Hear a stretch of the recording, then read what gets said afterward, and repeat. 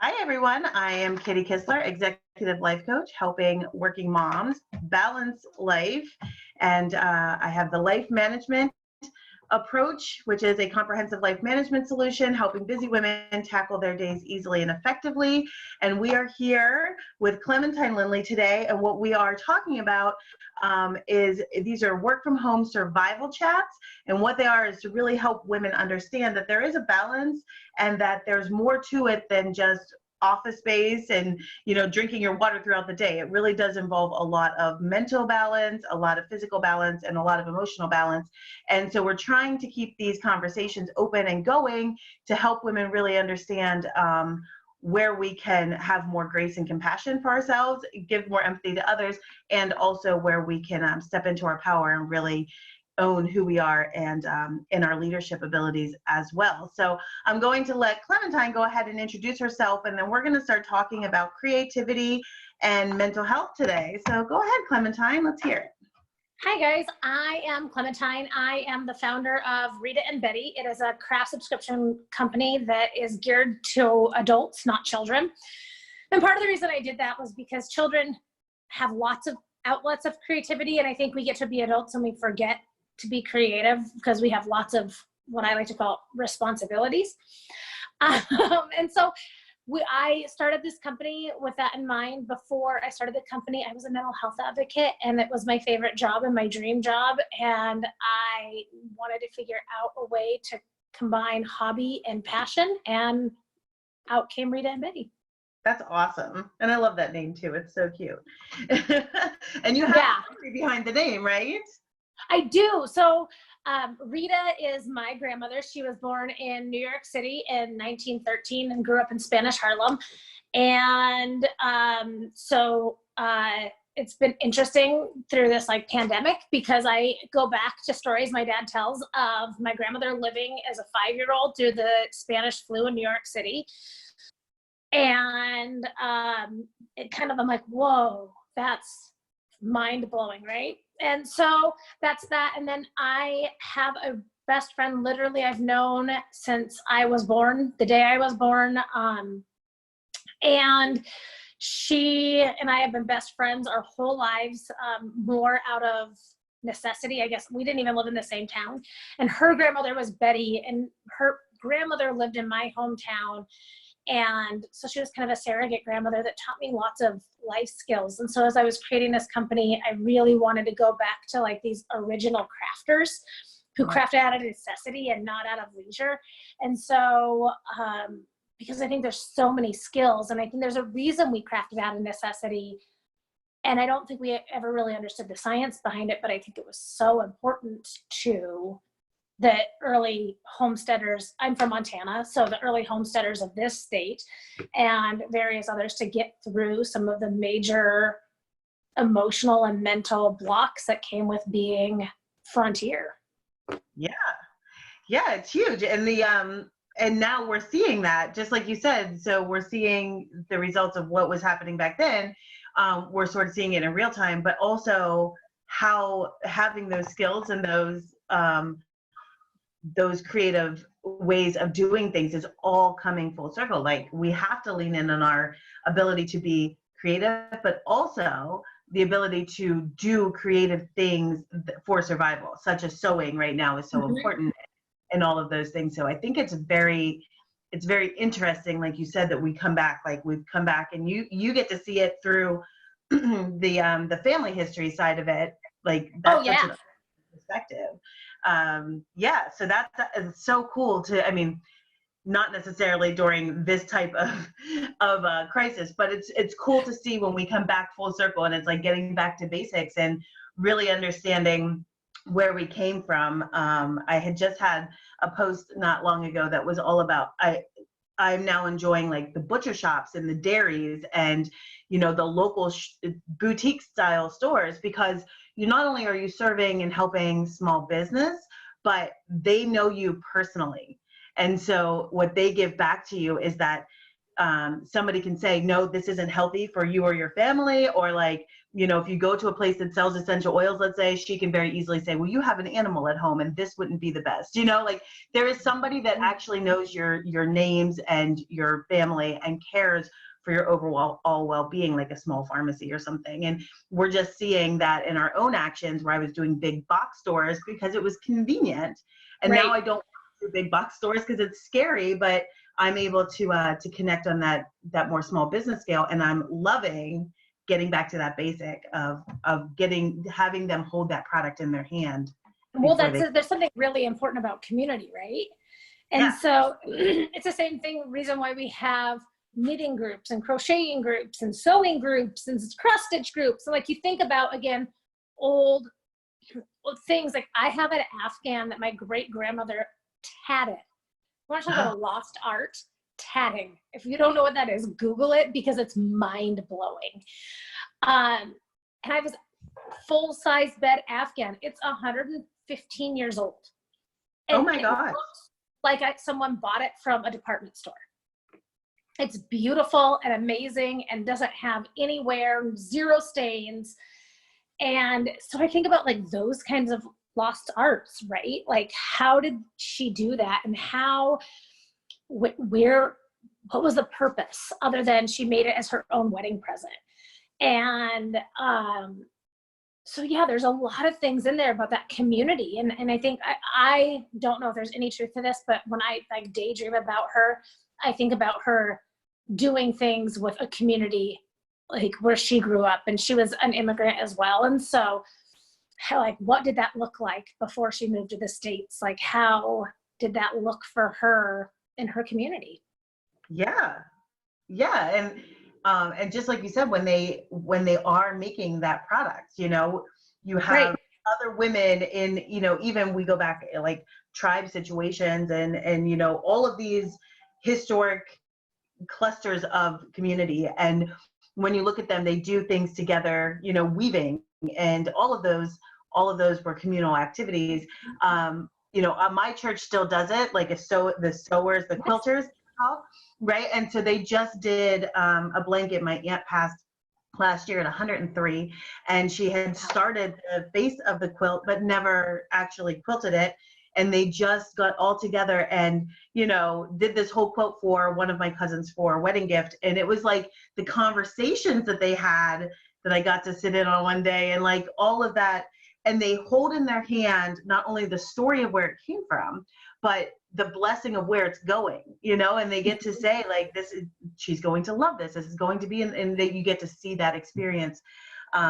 It's just, yes. And on top of it, probably kept them not only creative, but the support in the community kept them in their mental health in check too, right? Because that ability to check in on each other, that closer knit, that tighter community in general, the open conversations that you have, and just caring for each other, just knowing when somebody doesn't show up and when they are. It's fascinating to me. So I wanted not to like jump subject, but I wanted to talk too, because you said you do have these subscription boxes. You are an entrepreneur, and right now we are facing so much shutdown, plus the kids are at home, and that's where a lot of women are feeling this overwhelming push to succeed and prove themselves in a different way, but also to take on the responsibility with kids and family and all of those things. And you made a very profound statement the other day saying that you knew that you could push out more work, but you also knew that you had other things that you needed to work on, and that you only did as much as you could handle. And so instead of going beyond your limitations, it was being aware and acknowledging, yes, I'm powerful in my own right, and I can do these amazing things, but maybe right now is not my time. Like it might be someone else's, maybe it's not mine. And I just wanted to give you a little floor room to talk about that and how you came up with this vision. Yeah. So for me, that's exactly right. So I work from home, but my children are school age. They're in first grade and fourth grade. And so they're generally self-sufficient. I don't have to do a lot. They're even in schoolwork. I don't have to be super right there with them, walking them through it. Good, bad, or indifferent, I don't know. But like our schools don't check penmanship and things like that, so I'm not worried about those things. But the thing of it is that I knew I had to be present for them because they have their own mental health issues that they're dealing with, whether it's through anxiety and other things. And so I knew I could pivot, and like the time is now, like what a better way of marketing. Like I could market like mad, I could invest the money. But when I stopped and really thought about it and thought what I wanted to manifest in my family and in my business is that I want to manifest community. And that's way more important to me than raking in all the money and like being high ranking and growing my business quadruple overnight. All those are great goals. But what I realized is that I want to show my daughter, who's 7, that sitting down and making cookies can be math, it can be home ec, and it can be bonding and quality time, and we're still using our hands. My son turned 10 over this pandemic, and my daughter and I ended up making fondant from scratch. Lord have mercy, that is not for the faint of heart. No, I have worked with it before. I would not try to make it from scratch, but yes. But 2 things. One, my abs hurt bad for days, which was awesome. Who knew that making a cake was going to give me an ab workout? But the other part was that my daughter really wanted this fondant for her brother to show her brother her compassion. And again, what I'm finding is that I can use all these bouts of creativity in our home and pivot in that way, that I'm consciously, yes, I'm working a little bit, but I've actually cut my hours substantially because I knew this, like, I guess for lack of a better phrase, this too shall pass. Mm-hmm. And this is only a season. And I know after this, when they go back out into the world, I'm going to feel better about my choices and my livelihood. And that's all to say that my choices, I'm in a financial position, I could make that choice. Sure. I'm making enough to make my business meet and my family's needs met. And so it made it a different kind of choice, right? If I was in a position that I had a mortgage to pay and it was contingent on increasing my subscriptions, I wouldn't be having this conversation with you, right? We'd be having a different conversation. Right. Right. We would, or you might be too busy to entertain it. But that's a really great example because yes, we do have women working from home who are thrown into a situation that doesn't make any sense right now. But we also have women who are working from home who have been at home working and setting up exactly that, the financial aspects or just the business in general where we can start automating things. But it's good to just know and give yourself the permission to say, this is where I'm needed right now. And so even if we have to make adjustments, I just think it's such a valuable thing for women to know. It's all about permission and not necessarily needing external permission, just the internal. You knew what was going to work best for you. So granted, we all can't make just whatever decisions, but that came through your choices of what you did before, right? Oh, so sure. And I had to make those choices along the way. Right. And I had to be consciously, like, I had to sit and like meditate, pray, whatever you want to call it in your world. And really, when this started and I heard school was canceling, like I sat and I stopped and I had to be quiet, which is the hardest thing for me to do because I'm really loud on all things. And so I had to stop and be like, what's the world telling me right now? And for me, my story was the world was telling me to slow down. Like this, you don't need to go a mile a minute. Being busy is not a pastime. Yeah, right. And it's not always productive, right? We're just busy being busy. That's my favorite to tell people. Stop being busy, and be productive because you're right. Like just because you've slowed down doesn't mean that you're not productive. You're still teaching. you're still engaging. You know, it's not like you've given up. It's just that you've changed the conversation in your own home, or you've changed the productivity, I guess is probably the better word for it, but you've just made a switch in your perspective, which is great. And it's great for anybody who has made those decisions to not feel the pressure that they need to continue to 4 times, you know, everything that they're doing. And just like, instead of pumping out all of these things, we can take a step back, and we have the permission to do so right now, as long as you can stay financially afloat, or you can maintain the position that you're in, if you want to, right? Some of us are going to don't even want to, like, they don't want to do what they're doing. They decide, I'm pivoting altogether. Good. You know, exactly. Good. And I think that's the thing, is I didn't like my subscribers who subscribe continuously, they're still getting their product. Like, I'm still working. I just I'm not doing anything to add more clients to my base.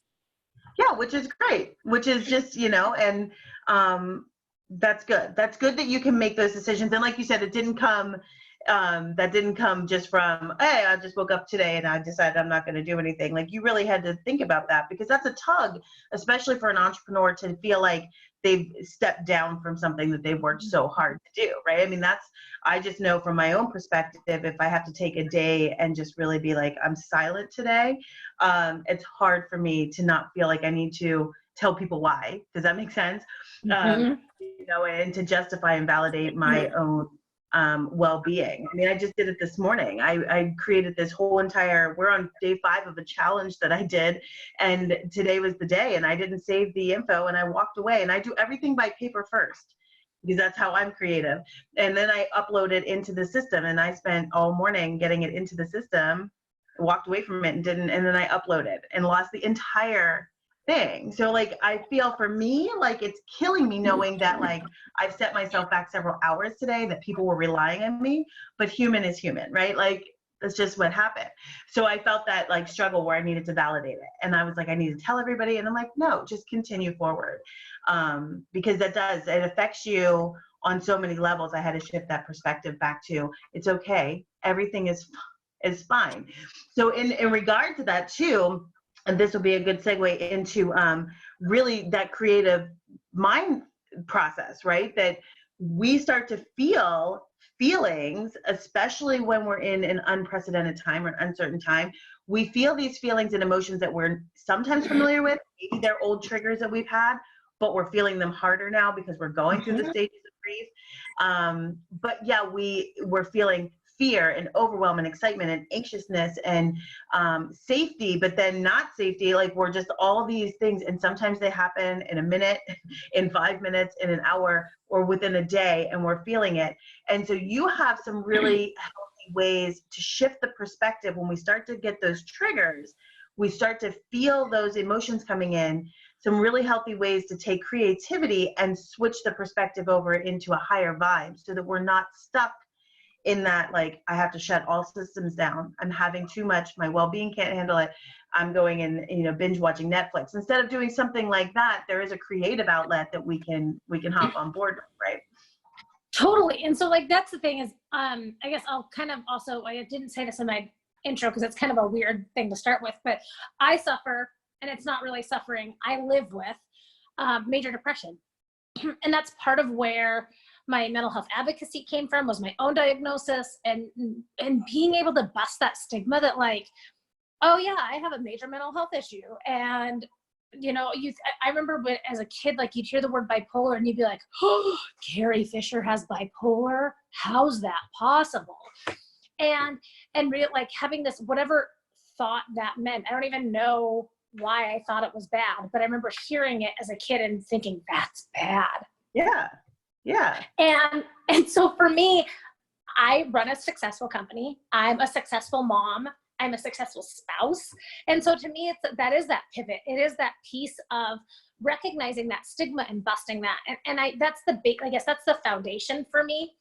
And so I think when we had talked earlier, one of the things, and I say this to lots of people, is if you are creative for 30 minutes a day using your hands specifically, or your feet, you actually are releasing as much serotonin as working out for just as much time. So jokingly, I joke and say, yeah, you can be fat and happy. I mean, what better life is there, really? Right. And so, but I think the thing of it is that that's so important to know. And I don't even really, like, through this pandemic, when it first started, we have this old table that we've had and we bought at a furniture store. I totally stripped it and repainted it. And like, it's not just painted like blue. No, I had to like make it an art piece for my living room. And I didn't understand why I was doing that. And it was the start of the pandemic. Things hadn't shut down yet, but I started just doing it. And then the pandemic and shutdowns happened and I was still doing it. And I seriously walk into my dining room when we have dinner and I'm like, this feels good. Because I remember my muscle memory remembers what it felt like to do this dining room table. I wasn't going to make masks for people. And then all of a sudden I was like, I need to make masks. So my poor husband has been put up with, because I had to move my sewing machine out of my office because I don't have space for it, into my living room, because that's a good place for my sewing machine. But I started making these masks and I do it for about an hour a night. And he's like, what are you doing? And I'm like, it makes me feel better. Yeah. And I'm not charging for them. I literally, when I go grocery shopping, when I see older people that have bandanas around their face, I just hand them a mask that I've disinfected, that's in a plastic bag, and said, I made these. It's disinfected. I would really love to share this with you. And it's amazing to me because every single time I've yet to have an older person not immediately take it out of its plastic and put it on immediately, like, oh, thank you. I hated this on my face.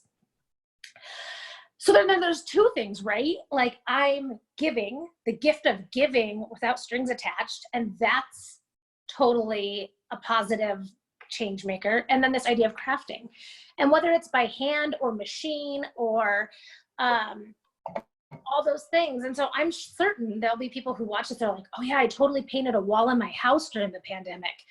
Yeah, you did, because movement is important. Yeah. And especially that movement and creativity in your hands, even if it's just all one color. Even if you painted your wall from white to gray, like It doesn't have, I'm full of color. Like, my house has crazy bold colors in it as accents, but it doesn't have to be crazy and bold. It can just be one. And so that's my big thing, is that's that shift, I think, is just making sure that you're doing something with your hands. Right now we're getting into spring. Plant, garden. Amazon, actually, I found this out, Amazon ships plants. Oh, I didn't know that. Yes. Yeah. So Amazon, and they're not big. Like, they're not like going to the nursery and getting one, or if you don't have like a community nursery to go to, but you can get, especially like succulents, you can get a whole flat of succulents and create a succulent garden. Oh, interesting.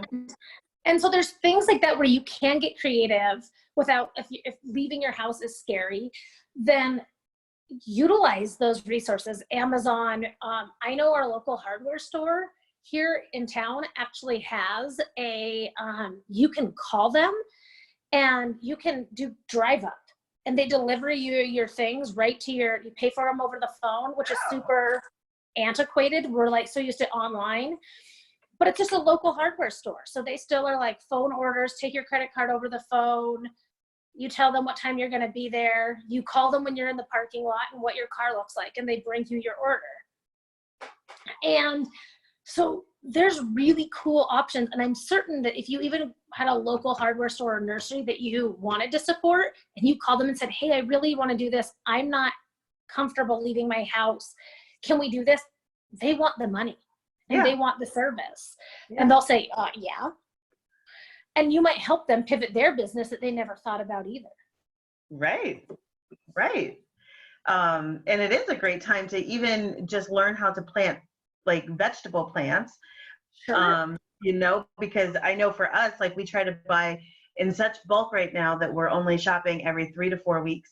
But the produce, right? Like, it's so hard to keep up with, because you figure that doesn't last and you have to keep going back to the store. Like, I'm so anticipating farmers markets, which I don't know how that will look, but for us, we have one down the road from us. It would be great to be able to just stop by and know that it's outside and, there's not a crowd of people. But that's not going to start until the summer season hits. And so now is like the perfect time to start planting those vegetables and just having them. But it's also a teaching tool for the kids. It's getting your hands in the dirt for a half an hour. I'll actively admit I am not a gardener. Like, that is my mom and my sister, full on like green thumb. I'm not, but it appeals to me in terms of, I know it can be relaxing, but also creative at the same time.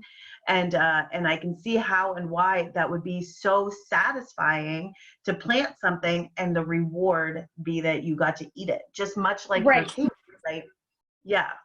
Well, and that's the thing. It's like, so like, I am a gardener, and again, it's that mental health benefit. There's lots of studies about literally what it means to have your feet in the dirt and what that does to your brain health. And a lot of that has to do with similar to like oils. Like, a lot of times they'll tell you to put oils on your feet, and it's because your skin absorbs way more through your feet. And so, yeah, I mean, I tell people right now, if they ask me questions, like, go outside and just like put your feet in the grass, put your feet in the mud. I know that feels gross, but there's something awesome about what that will do to your brain health. I mean, that's why mud baths exist in the world, right? It still was like kind of weird for me, but there's a reason for that. And so carrots aren't easy, but like lettuce and spinach, so easy, especially right now. Like, we still have frost happening, but you can plant lettuce and spinach when there's frost, and they grow so fast that you'll see the fruits of your labor right away. And like, my daughter started growing. We have these cool things I bought at a store where they're like plants, and you hang them on the window. They like have hangers on them. And my daughter started growing sunflowers, and it's so funny because every day she's like going and measuring how much they grew, and it's totally educational. But same thing, like, she needed that outlet one day, and she just did it on her own. Like, I didn't even pull up. She went and found the dirt and found the seeds and did it. Yeah. And I think that that's the other piece, is that there's just that, using your hands, being creative. And that, I guess that's my other like mantra, is that everyone is creative. Not everyone is artistic. I don't believe that we're all artists. Yeah. But I wish I would have taken it off my wall. Like, at Easter, my kids took paper towels and dipped them in the Easter egg dye. Oh, and right? And it's this beautiful tie-dye. But here's the thing. My husband thought I lost my mind, so I was like, don't throw those away. He's like, what? They're paper towels. Well, I now have them framed, hanging on my wall. So cool. And I have people all the time being like, wow, that's cool artwork. What is that? Like, what's the medium? Because it's textured with the paper towel. And I'm like, it's egg dye and paper towel. Right. And it was done by a child. That's nice. But they're beautiful. Yeah. And it's hilarious to me because my husband was like, that's garbage, not art. I saw it as art. And my kids are like, why did you frame that? That was just us being silly. So it's interesting what everyone's perspective of what constitute being an artist as well. But everyone's creative. And I think we forget, like, we watch our kids have creative play and play Barbies and play Little People. And, I mean, I know kids don't really play Cowboys and Indians anymore, but the same kind of, I don't know what, Paw Patrol, whatever they're playing now. And we all have that deep down. Like, we never lost that ability to be creative. We just suppressed it. And it's really, again, you have to be quiet to hear it. Yeah. Yeah. And I think it's so profound too, that when we're working all day and we think, I don't have time to do that during the day. If I do have to log into my office at 7:30 and I can't log out until 5, but there's still a lunch break. And I think what's so amazing is 2 15s and 1:30, it's all 30 minutes.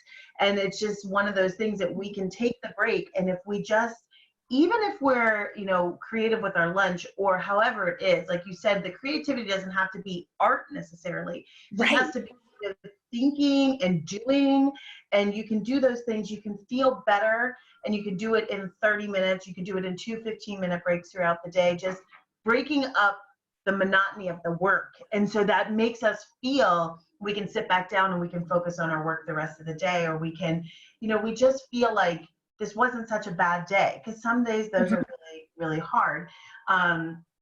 So one of the things that I really love that you talked about the other day was the scribble technique. And I would love if you would share with them, because I think especially when we're on like Zoom calls like crazy now and doing all this stuff, it's just really helpful to know, like, there are ways to do things that even if it looks ridiculous, it's helping you on a greater scale, if that makes sense. Totally. So I'm walking you through my house because I actually want to show what that scribble technique looks like more than I do just talk about it, because I think it will be more helpful for people. Yeah. So you get to walk through my house with me real quick. But yeah, so I was introduced to this by a holistic practitioner here in my town. And I was having, after this whole COVID thing happened, I was having some really huge issues with my hip flexors. Horrible. Like I equated it to being more painful than childbirth. Like, it was awful. I hated it. It was miserable. I wasn't having, like, I didn't know what to do. And so I put on Facebook to my friends. I was like, oh my gosh, you guys, I need help. I don't know. And it was interesting how many people were like, it's emotional. You have emotional issues that you need to work through. And I was like, okay. So I got this notebook, and I've had this notebook forever. And it's like a sketchbook that I got from the craft store. And I literally have sat here. I'm not a painter. I'm not a sketcher. I'm not a drawer. But I thought I bought it because I like the front of it. And then I thought, well, it'd be a good journal. So I started, and I mean, this is my most recent one. I'll see if you guys can see it there. Oh, yeah. So, and I just use various colors, but if in the right here, if you look closely, it actually says family overwhelm. And I woke up one day and I was just so overwhelmed with all the family things. My husband working from home, my kids doing school, me feeling like I needed to be responsible for all the things. And so I sat down, and so you break down, and it has to be small. It has to be a small thing. Like, you could be like, the trauma that I endured through my childhood from my parents. Well, you're going to be scribbling for days. Like, let's not go there. But it could be like, abandonment, like and it might be even specific, like, I'm struggling with my own abandonment that my parents showed me as a child, and now I feel that through COVID. I mean, it can be very, very specific. And so what I ended up doing is you just take a piece of paper just like this, and because I am creative, I have all these crazy colored pencils, and I just took my colored pencils and you just scribble. And you just start scribbling, and it can be just scribbling straight. If you look at my picture again, you can see that some of it was straight, some of it was in circles. Now, here's the funny thing. I used every color of the rainbow, but what you don't see or can't see, or do see, I guess, is that like all the cool colors stayed down here and all the warm colors went up here. And that wasn't conscious. I just scribbled and they just showed up that way, which I thought was an interesting perspective. However, you can see that like yellow's all over the place. I love it. And so I have been doing this for various emotions that come out and various pieces. And so you scribble and scribble and scribble, and then all of a sudden what happens is you'll get like an oval or just like a little circle. And when your body starts just going in a circle over and over and over again in the same spot, and you can feel that you're just, and it will naturally happen. Like, you can push it if you start thinking too much, but if you're just focusing on the thing you're scribbling out, in my case, family overwhelm, all of a sudden it starts going in a circle. And when that circle gets to be about, I'd say, I don't know, the size of a 50-cent piece, give or take, and mine tend to be ovals, not circles. And I get about that size, and it's happening over and over again, you're done.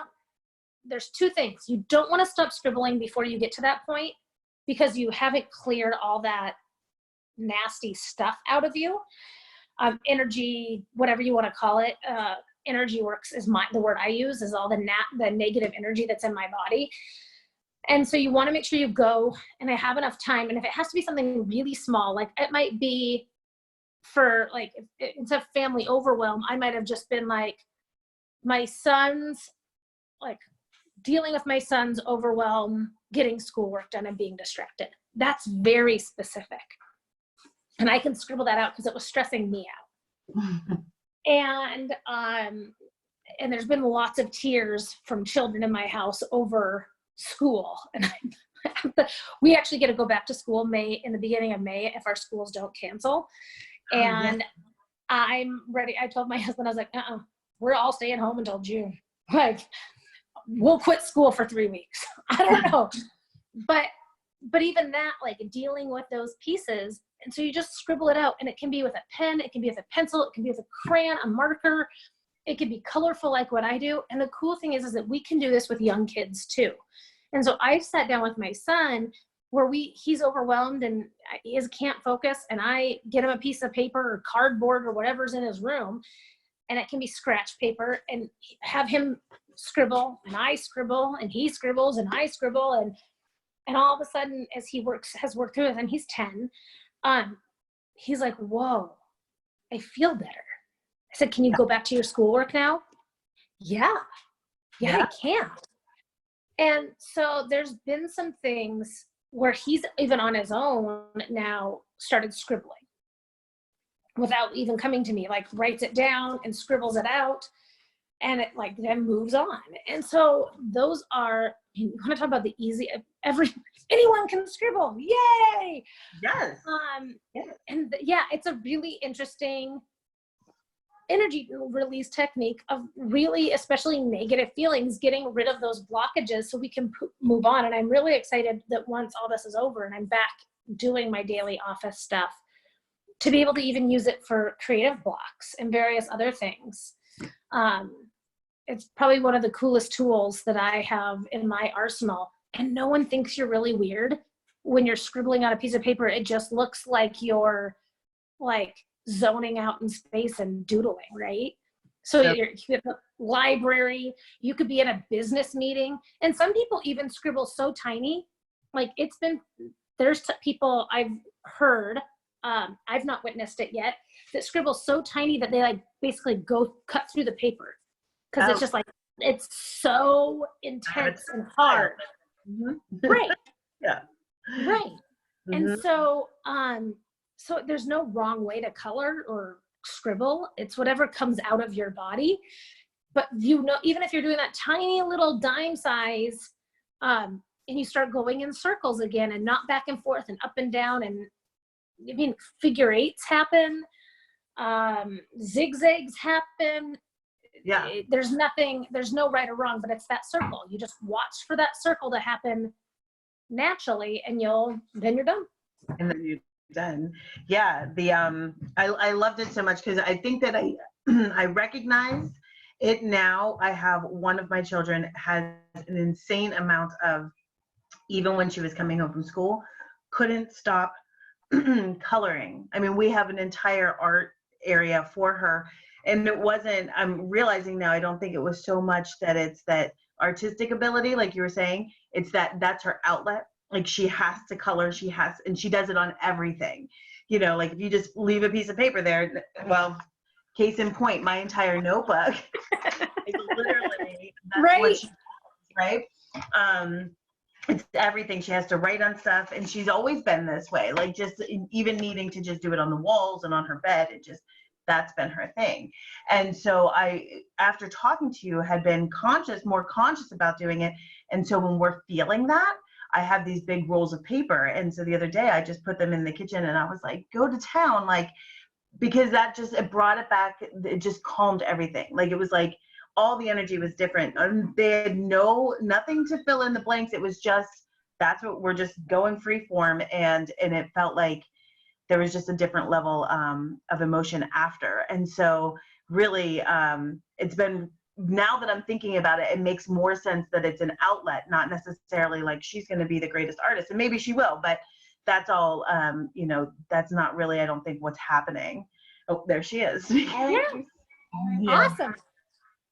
So this is Maisie, my my arty girl. So, and my daughter's the same way. She has to color and draw before bed. Like, she freehanded an Olaf the other night, and my husband and I, if it hadn't been on watercolor paper where she literally couldn't have traced it, we both were like, where'd you get that?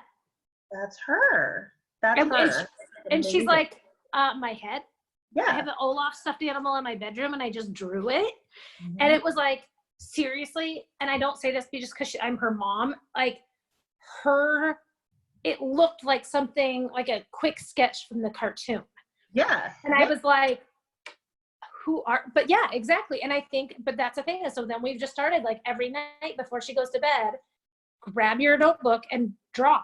Go ahead, draw until you're ready to go to sleep. And the thing of it is that, like, there's lots of parenting things, and I'm a huge Love and Logic fan. And it's like that Love and Logic is like, let them just go until they're tired. Well, right. I don't know how much I'm comfortable with that, because she might go till midnight. But if I give her something concrete to do, like drawing, now or scribbling or doodling or whatever it is she needs to do to release it, she now falls asleep within 10 minutes of being done. Yeah, that's fantastic. Mm-hmm. It really does. It calms you. Mm-hmm. I noticed that I've always done that. If I was on a call, I would notice that I was doing that.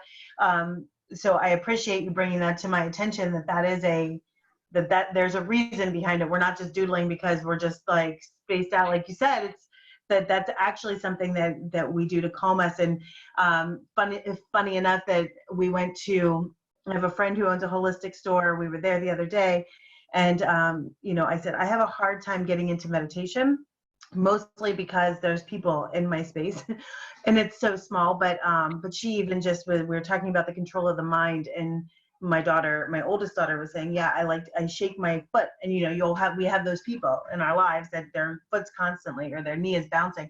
And she was like, yeah, that's like, getting back in touch with that, and be conscious about how that's going and what you're doing. And when we start to recognize and notice those patterns, we notice our triggers, we notice our all of those things. And when we can shift the perspective, once we know the trigger, we can shift the perspective, right? And these are all such healthy outlets, rather than go to, like, smoking and drinking and whatever, and which we tend to overindulge in sometimes when we have an unhealthy trigger that we don't know what to do with. And I just love that it doesn't have to be something that takes much more than a half an hour, and it can produce amazing things. We can produce a garden, we can produce a table, we can produce,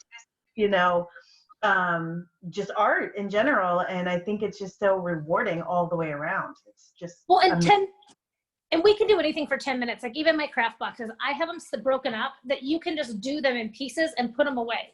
Do them in pieces and put them away. And really, I think my longest craft was 45 minutes, but it was broken up enough that you could be like, okay, I'm going to do this tonight. And, like, I have a bath bomb craft box that we did a long time ago when we first started. And that probably was the most laborious, where you had to actually put more time and energy into it, because you can't just let it sit.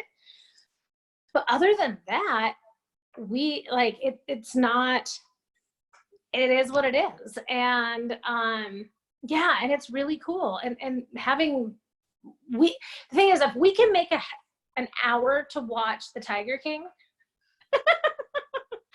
which is like the train wreck of all train wrecks, which I have not watched yet, but if you can make that time to watch something like that, then you can make the 10 minutes, or you can do both at once. There's no reason you can't watch Netflix and cross stitch and color. And so it's, I mean, and I get this a lot in life coaching things that I've done, where it's like, or I've done theater for a long time. And when you do improv, the response always is yes, and. Yeah. Like, yeah. Will you make macaroni and cheese with me? Yes. And let's add hot dogs to it. So I feel like it's the same way in self-care. Like, I really love watching TV. Yes, you can. And right, you can add another component that's going to be good for your brain health in addition to it. Yeah, absolutely. I feel that. And I love that you say anybody can be creative for 10 minutes, because that's what I always tell my clients. Anybody can do anything for 10 minutes. If you can do it for 10 minutes, you can do it. And it's funny that you mentioned Tiger King, because just last night, somebody prompted what has been the thing you've been binge watching, and I realized that in the last 6-7 weeks, I don't know how long we've been doing this, but I have not sat on my couch to watch TV, like been so busy. I wasn't much of a TV person before this, so my brain doesn't even like get to that, but I do have a creative outlet that always has to happen, whether it's writing or it's creating for business. It does happen. So it's funny to me that everybody's watched Tiger King, and I'm like, I know it because of memes, right? Right? Oh yeah. I have a 23-year-old, and I was like, do I need to watch Tiger King? And he goes, what do you think happens? And I like give him the synopsis, and he goes, nope, you might as well have just watched it. And I was like, oh, whew, good. That's one less thing. I feel like I'm already socially, because of memes and people giving spoilers away, and TikTok, which has been my guilty pleasure over this whole thing. I was like, oh my gosh, how did I go down this rabbit hole? But whatever. So yeah, it's been, but I'm like you, I'm not a TV watcher. I mean, I have a few shows that we watch, and there are a lot of my like guilty pleasures, like Law and Order Special Victims Unit, that I've been watching since I was in college, I think, or however long it's been on. And so it's like, I still want to do it. Yeah. And you, right. We all have our thing, right? We all have one. Yeah, we have some shows that we like to, and I'm a Gilmore Girls fan. Like I could watch that over and over, so many times. And so every year we usually do like a marathon of it. But yeah, I feel like everybody has kept me up to date on the things that I'm missing. So I feel very less inclined to sit. Totally.